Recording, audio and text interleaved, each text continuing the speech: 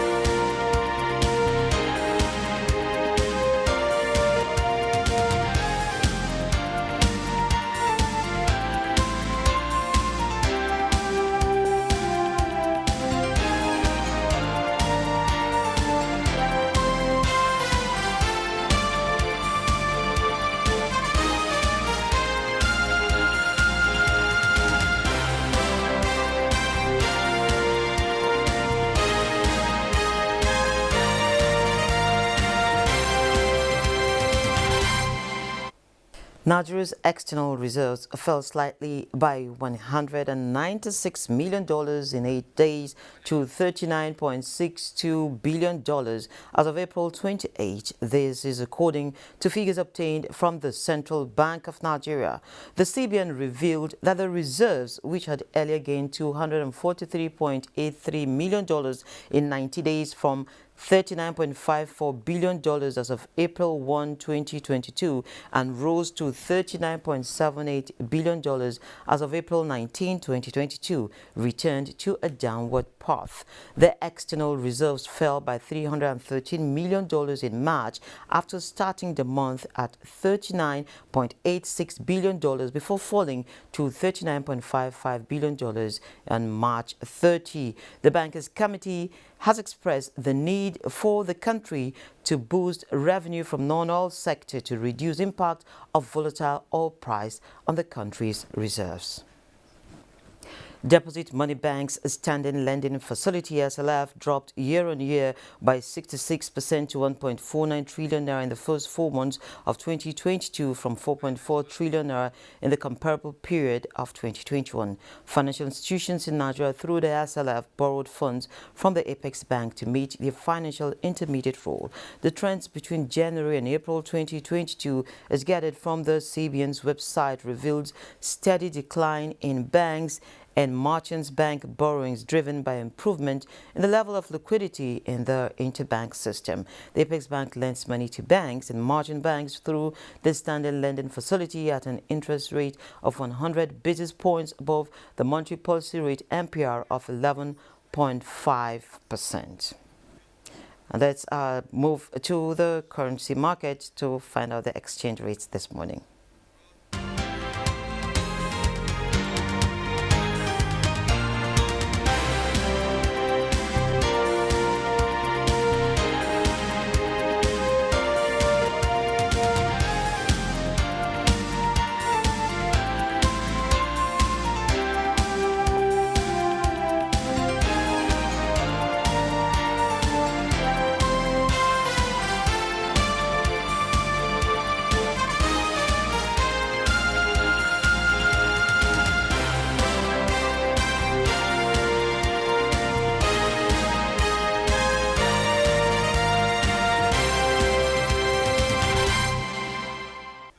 The chairman, IOD Center for Corporate Governance, Shuaib Idris, says illicit financial inflows into Africa and Nigeria are worsening foreign exchange challenges and causing economic losses. Idris said it is important for all stakeholders to jointly address the issue and reduce the impact of the inflows on the economy. He said this at a stakeholders roundtable, on where he added that tackling illicit financial flows is a matter of survival for Africa's development. Africa not only loses about 5% of continental gross domestic products annually to illicit capital flights, but the proliferation of illicit financial flows enables terrorist activity and insecurity from the Lake Chad region, which includes Nigeria spanning the Sahel region. And in other business news, the Nigerian Association of Chambers of Commerce, Industry, Mines and Agriculture has expressed fear that the federal government's food security policies may push the inflation rate to a record high 18.17% that was recorded in March 2021. It also said the federal government must, as a matter of urgency, avert another looming recession. The NASIMA president, Ide John Udiagbala, who stated this, said inflation measured on a year-on-year basis had grown from 15.63% as of December 2021 to 15.92% as of March 2022. He said headline inflation continues to be pushed by rising food prices and added that it is the NASIMA's hope that food security policies of the federal government, its ministries and agencies will prevent a return to inflation rates as high as 18.17% recorded in March 2021. The International Monetary Fund (IMF) has projected that Nigeria's consumer price index will hit 16.1% in 2022. The IMF blamed growing food costs, adding that it will further pressure citizens of Nigeria and other sub-Saharan African countries.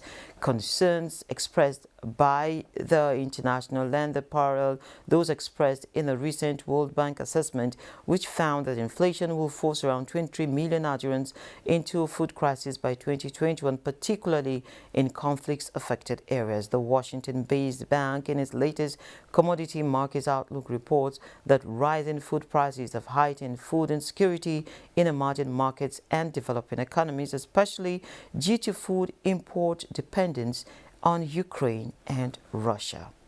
Now, analysts and the nation's economy have continued to emphasize the need for the federal government to embark on fundamental reforms to shore up its revenue drive, saying that the commodity market is experiencing one of the largest supply shocks in decades due, of course, to the war in Ukraine. It is against this background that a Business Express this morning is focusing on how the federal government can mitigate impacts of that war on Nigeria's economy.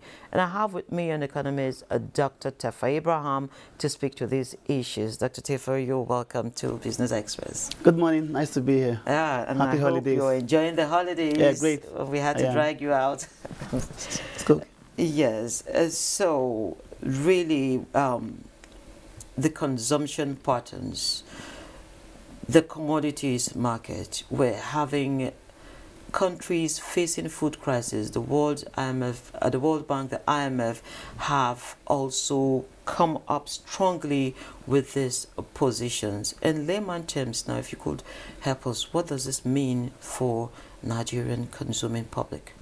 Okay, thank you very much. The global economy is interconnected.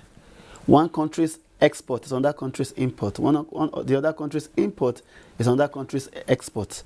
Then there are countries that also embark on intermediate goods, export and import. So it's like a global equilibrium model where the output of one person is being absorbed by the other.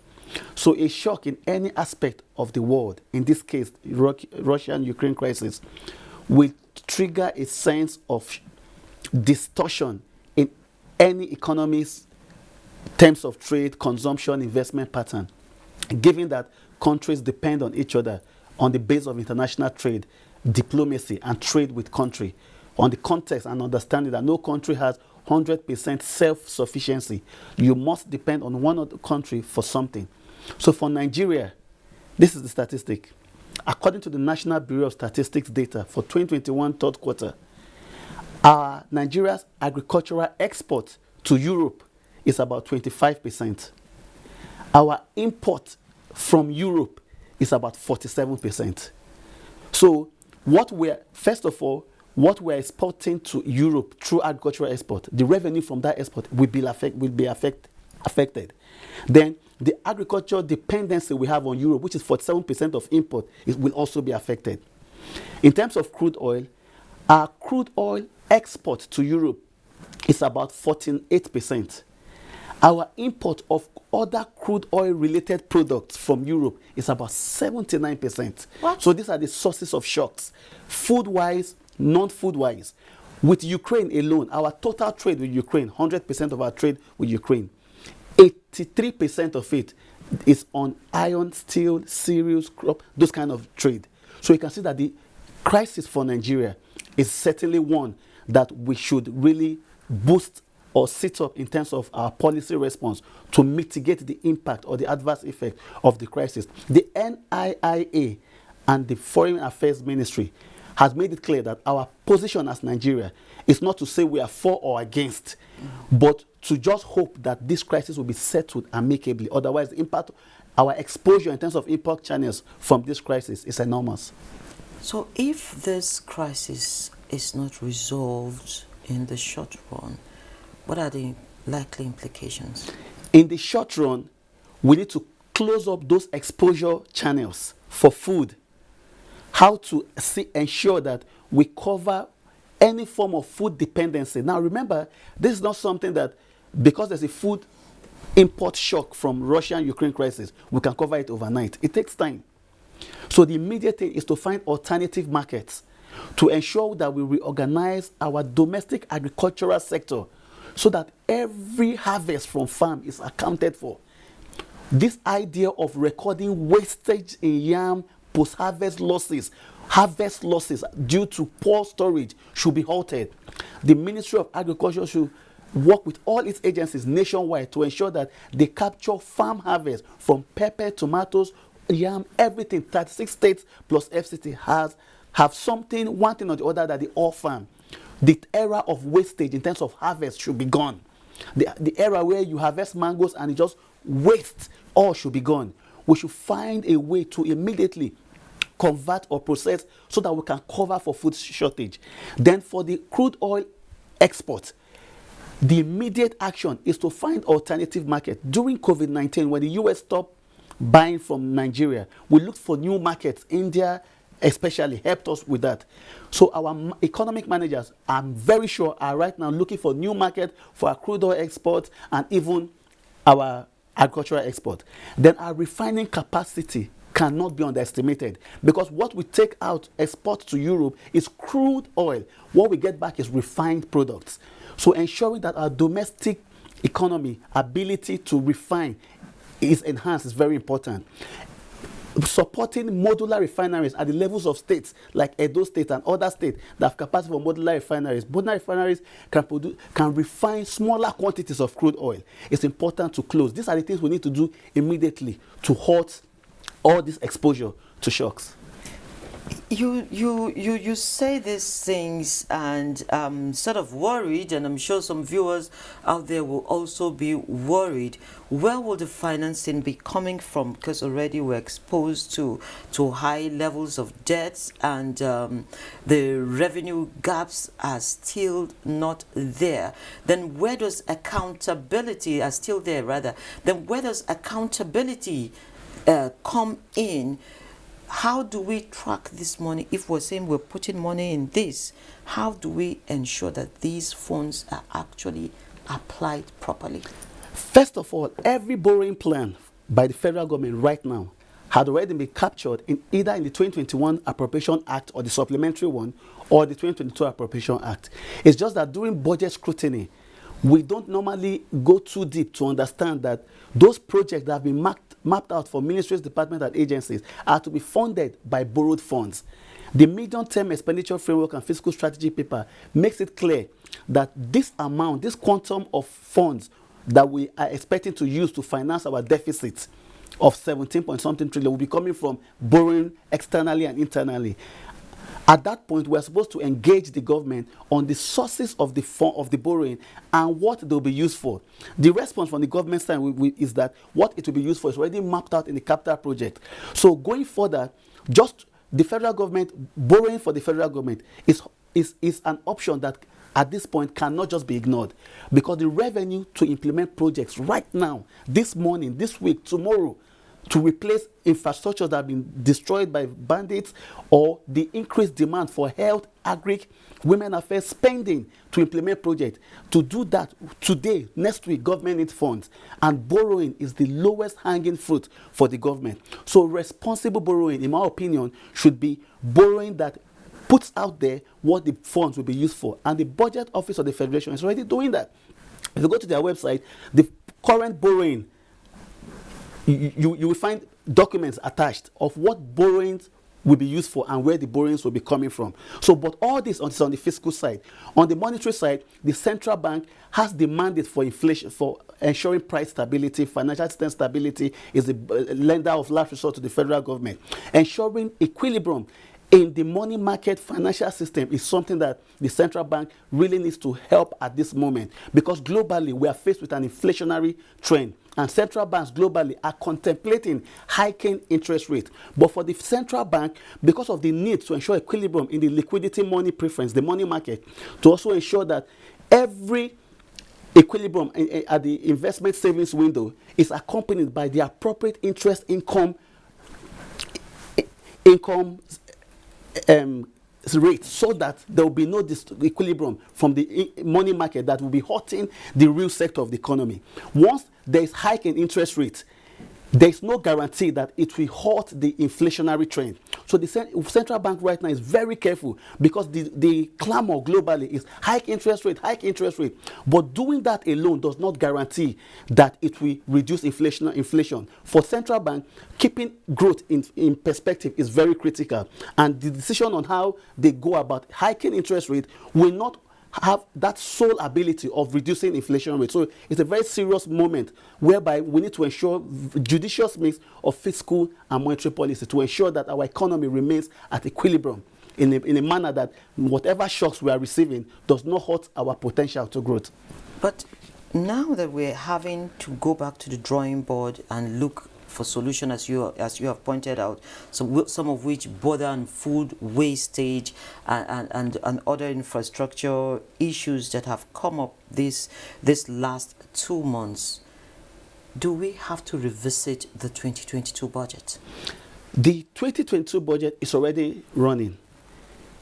The capital budget components for the 2021 budget has been extended to May 31st. So right now, you have capital components for 2022 and 2021 budget running concurrently. All that translates into saying that we might need more funds to support agriculture and other sectors that need that support or that funding gap right now. Don't forget the effort of the Humanitarian Affairs Ministry through its Empower and conditional cash transfer and all those income redistribution policies is also needed at this point to ensure that the impact, which ultimately is poverty and high cost of living on everyday Nigerians, is minimized. So the important point here is that where there's a gap for funding, it will certainly be seen through demand again for supplementary budget, which will go from the executive to the National Assembly. But what is important at this point is to ensure that we learn from the Russian-Ukraine crisis. One market that's available for Nigeria to cash out on right now is our gas exports. If we had been taking investment in our gas resources very seriously, by now we would have been covering for the demand for gas that is rising up in Europe as a result of the decision to leave Russian gas or not to leave. So you can see, in a period where we are looking for revenue, we shouldn't be crying for wasted opportunities. So what opportunities are we wasting right now? That opportunity is investment in youth, investment in other sectors, supporting the ICT and digital economy, because that is the sector that has remained resilient right from COVID-19 shocks to even this period. any sector that is digitally economy anchored upon has steadily recorded that growth, because our demand for data, for airtime, for internet infrastructure is still increasing. What happens is that when there's a slowdown in demand, then any sector that is producing, we record a decline in demand for that product. So the prices go down and start recording waste. So the idea is to invest where the demand is, where are Nigerians consuming. We need to also revamp and ensure that we close all these aspects of tax leakages, tax avoidance, low tax revenue. At this point, we shouldn't be hearing about things like that. So it's important to ensure that government is maximizing all its revenue, gathering and earning and accrual sources. Then put pressure on MDAs to also sit up on their internally generated revenue, so that government also, the federal government, can also shore up its own government independent generated revenue. Okay, I must thank you so much, Dr. Tefa Abraham. Thank you very much. My That pleasure. we find our way out of this in no time. Certainly. Thanks for coming on the program. Thank you so much. So we move straight to the commodities market.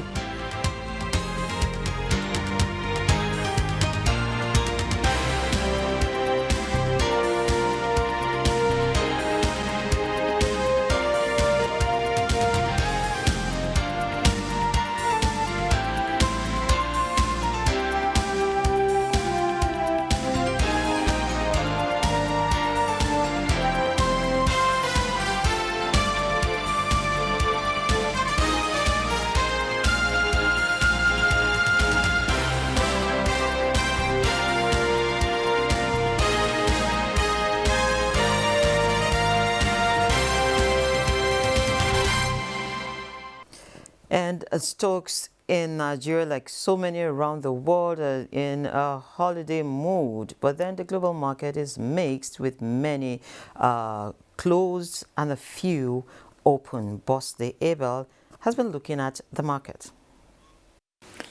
Stocks across Asia mostly declined on Tuesday as Australia hiked its interest rate for the first time in more than a decade. Hong Kong's Hang Seng Index edged down 0.1% in the last hour of trade. Shares of Alibaba earlier fell more than 9% before last period losses to decline 1.37%. Several markets are closed in the region for holidays, including China, Japan, Singapore, and India. In other markets, U.S. stock futures rose early Tuesday morning after major averages staged a big reversal to start the month. Dow Jones Industrial Average futures rose 80 points. S&P 500 and Nasdaq 100 futures were also pointing up in early trade. European markets nudged mostly higher on Tuesday, attempting to claw back Monday's losses as investors monitor key monetary policy decisions around the world. It comes after U.S. markets staged a major reversal to start the month on Monday. Britain's FTSE is seen adding 0.49% at 7,544.55. CAC 40 of France is also advancing by 0.75%. Most markets in Africa are closed for the Eid Fitri celebrations. However, South Africa's JSE Africa Top 40 is trading negative at 0.84%. Namibia's overall index was also pointing down. Boss De Abel, Business Express. And with that, we come to the end of this edition of Business Express. Don't forget, you can access all previous episodes on YouTube. You can also communicate with us via our social media handles. We value your feedback, so keep them coming. To join us again Wednesday at 3 p.m. for another package. I'm Leah Katin Babatunde saying God bless Nigeria and have a fruitful day ahead.